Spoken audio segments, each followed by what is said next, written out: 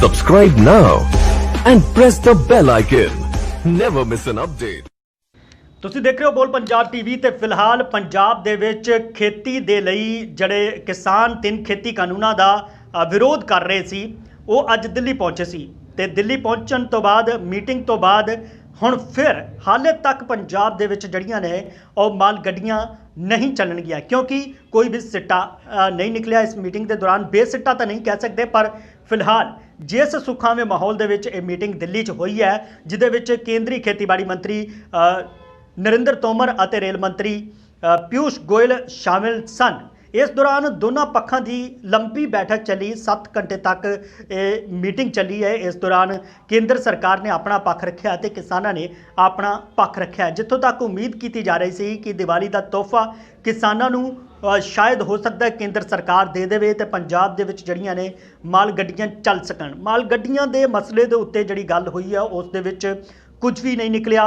केंद्र सरकार ने अपनी शर्त उही बरकरार रखी है जिहड़ी केंद्र सरकार शुरू तो शर्त रखदा आया है कि माल गड्डियां दे नाल नाल उन्हां नूं पंजाब दे विच जिहड़ी है यात्री ट्रेनां यात्री गड्डियां चलाउण दी इजाज़त दित्ती जावे। तो उधर जिहड़े किसान ने वो अपनी मंग दे उत्ते अड़े हुए ने कि वो माल गड्डियां चला लैण पर जिहड़े यात्री ट्रेनां ने वो फिलहाल नहीं चलणगियां। तो सुखावे माहौल दे विच मीटिंग हुई है, केंद्र सरकार ने अपना पक्ष रखा है। तो इस मीटिंग के दौरान शुरुआत दे विच किसानों नूं समझाउण दे लई केंद्र सरकार वालों तैयार की गई एक प्रैजेंटेशन भी दिखाई गई जिस दे विच दस्सिया गया कि किस तरह दे नाल ये जिहड़े खेती कानून ने वो किसानों के हक दे विच ने।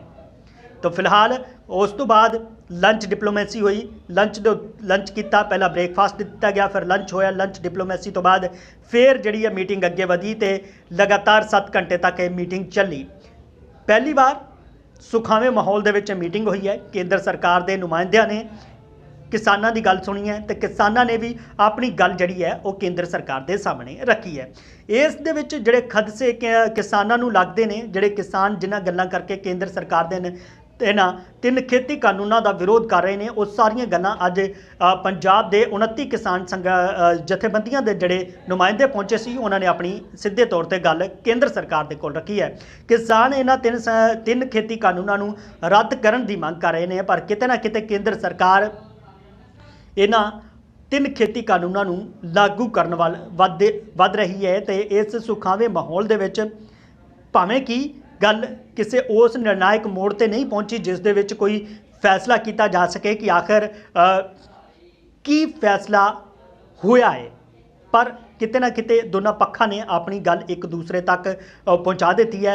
जदों कि पहलां तक केंद्र सरकार किसानों की गल ही सुनने लई तैयार नहीं सी। एक बार उन्होंने सद्दा दिता गया तो पहला किसानों ने ठुकरा दिता, दूजी बार सद्दा दिता गया तब फिर किसान दिल्ली आने लई मन गए पर किसानों की किसी मंत्री नाल बैठक नहीं हुई तो किसान फिर दिल्ली तो निराश होकर वापस चले गए। किसानों ने संघर्ष किया तो फिर दिल्ली तो बाकायदा मंत्रियों वालों लिखती तौर के उत्ते उन्होंने गलबात का सद्दा दिता गया। 13 तारीख की अज की तारीख तय सी ते इस दे विच जदों किसान उत्थे पहुंचे तो सुखावा माहौल सी।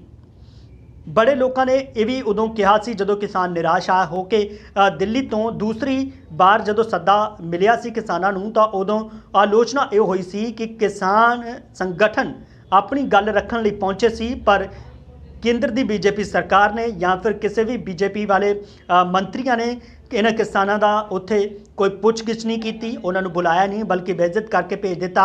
उस तो बाद किसानों ने बड़ा फैसला लिया सी कि दिल्ली दे विच नहीं मीटिंग होएगी, पंजाब आना पवेगा। इस तो बाद रेल गड्डियां की गल हुई, रेल गड्डियां बंद हो गई।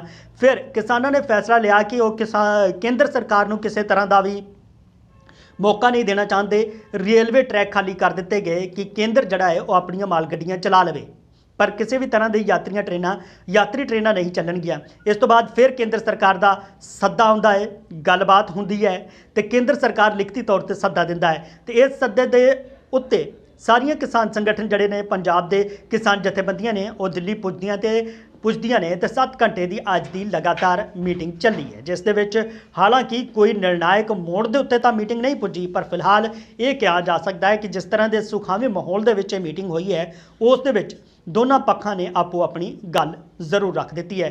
पर ਇਸ ਮੀਟਿੰਗ ਤੋਂ ਬਾਅਦ ਵੀ ਕਿਸਾਨ ਜਿਸ ਤਰ੍ਹਾਂ ਲਗਾਤਾਰ ਕਹਿੰਦੇ ਆਏ ਨੇ ਕਿ ਬੇਸ਼ੱਕ ਉਹ ਸਰਕਾਰ ਦੇ ਨਾਲ ਗੱਲਬਾਤ ਕਰਨ ਜਾ ਰਹੇ ਨੇ, ਪਰ ਉਹਨਾਂ ਦਾ ਸੰਘਰਸ਼ ਇਸੇ ਤਰ੍ਹਾਂ ਜਾਰੀ ਰਹੇਗਾ।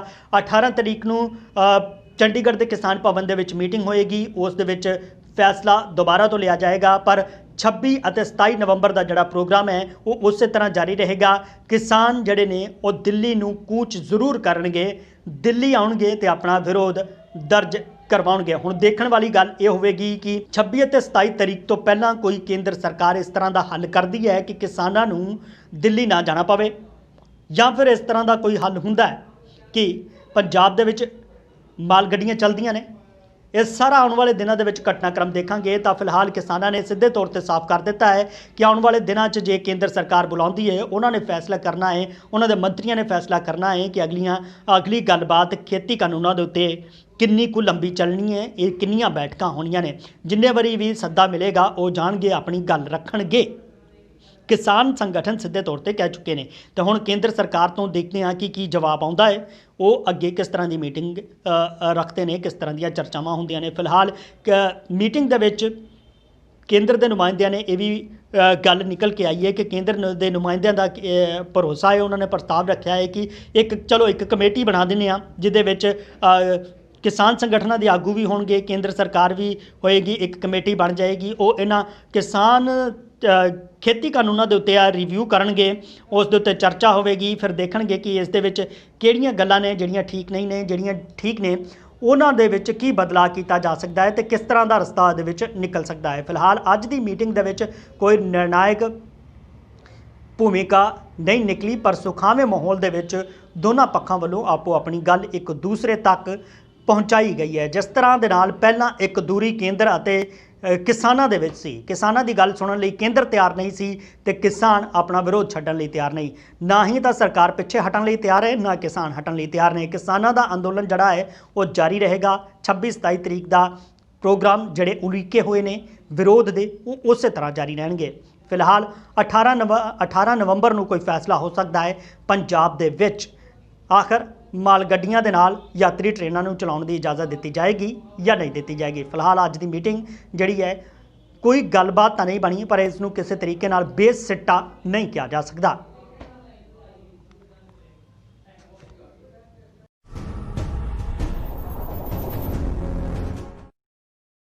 Subscribe now and press the bell icon. Never miss an update.